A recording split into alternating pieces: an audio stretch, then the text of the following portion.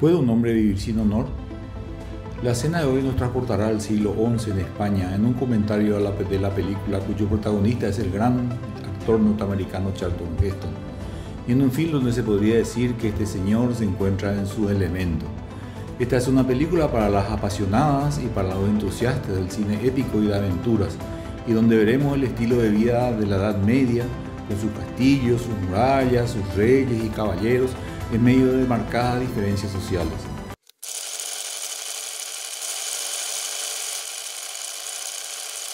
Hola amantes del séptimo arte, un gusto estar con ustedes el día de hoy. En esta entrega analizaremos a la película El Cid, que fue estrenada en 1961 y correspondiente a cine épico. El argumento es muy sencillo, típica del género.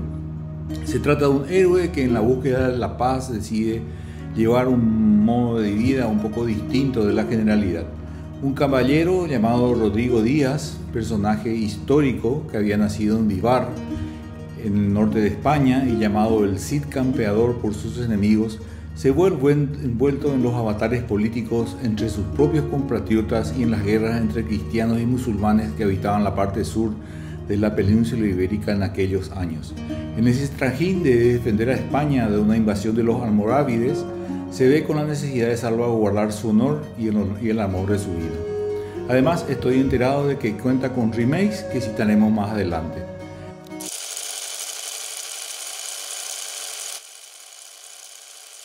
La producción estuvo a cargo de Samuel Broston. El productor había nacido en Rusia o todavía el Imperio Ruso en el año 1908. Tenía por lo tanto 53 años cuando produce esta película, pero ya había tenido grandes éxitos como Jack London en 1943 y la icónica Rey de Reyes en 1961, protagonizada por Stephen Boy, el recordado Messala de Ben-Hur y por Omar Sharif, el recordado Dr. Yuri Zhivago. La dirección estuvo a cargo de Anthony Mann. Este director había nacido en San Diego, en California, en 1906, tenía por lo tanto 55 años y para estos años ya había dirigido Las calles de Nueva York en 1938, Extraños en la noche en 1944 y por supuesto Cimarrón en 1960. Un gran western con Glenn Ford, Big Morrow, recuerdan al sargento Sanders de la famosa serie de bélica Combate de los años 70, y Ann Baxter, la hermosa Nefertari de los 10 mandamientos.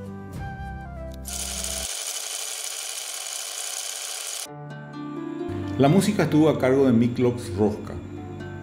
Este músico había nacido en Hungría en 1908, tenía por lo tanto 53 años y su trabajo resultó de una belleza impresionante, digno de un compositor tan prolífico.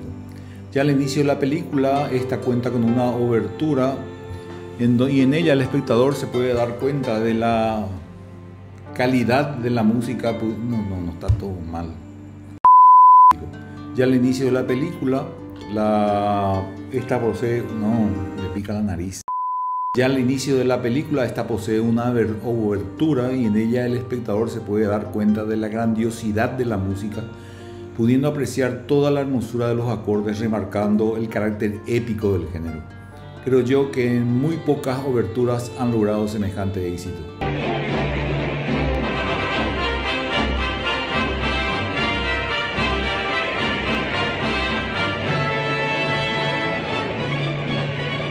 Este señor era un genio de la música, pues ya había intervenido en Ivanhoe en 1952, en Ben-Hur en 1959 y en Rey de Reyes en 1961. Su carrera estuvo sazonada por premios y distinciones, entre los cuales podemos citar 3 premios Oscars con 14 nominaciones. Una de ellas fue justamente por el Cid. En su trabajo entremezcló acordes de canciones medievales, renacentistas, cantos gregorianos y de trovadores. Las distintas armonías acompañan muy bien la situación de la trama en momentos específicos de la película.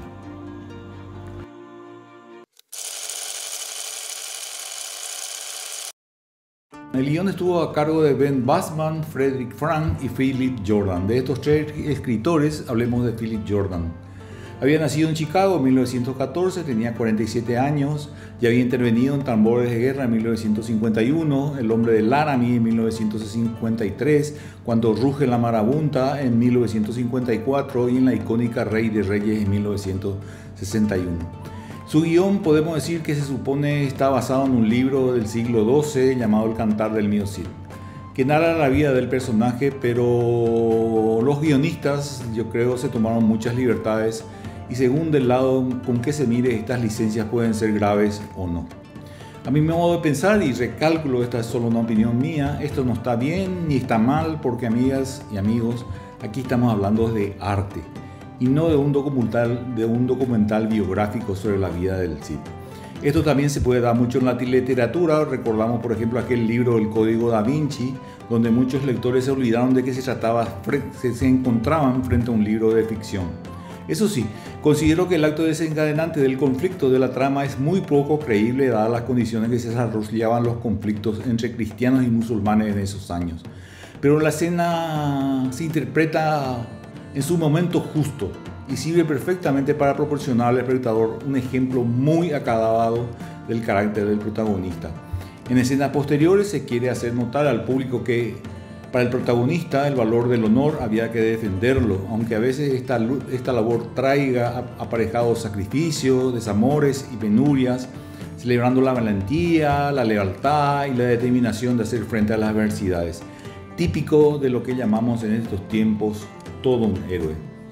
El clímax, por su parte, está muy bien logrado, con un final apasionante que refuerza la leyenda de la figura del Cid.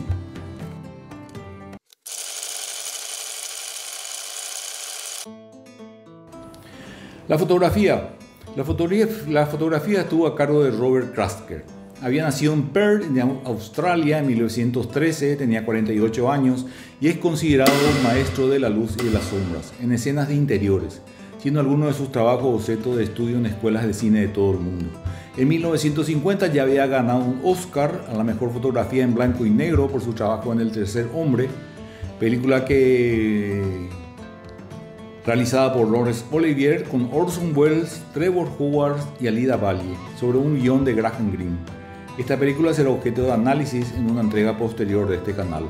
Krasker tuvo la habilidad de hacer de los escenarios un protagonista más, combinando los desérticos pero hermosos paisajes campestres de España con monumentales edificios históricos.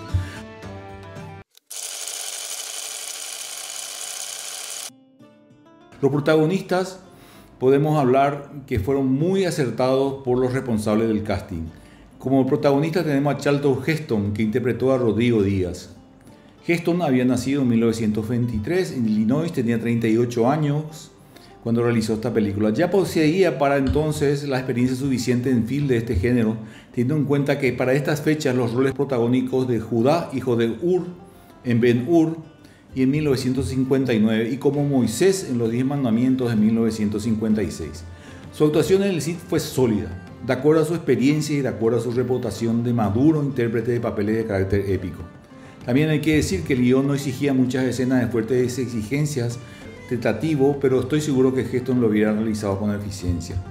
Su físico y su voz aportaron a su personaje lo necesario para cumplir con creces su papel de transmitir el sentido de honor y justicia balanceadas por un amplio espíritu de la humildad.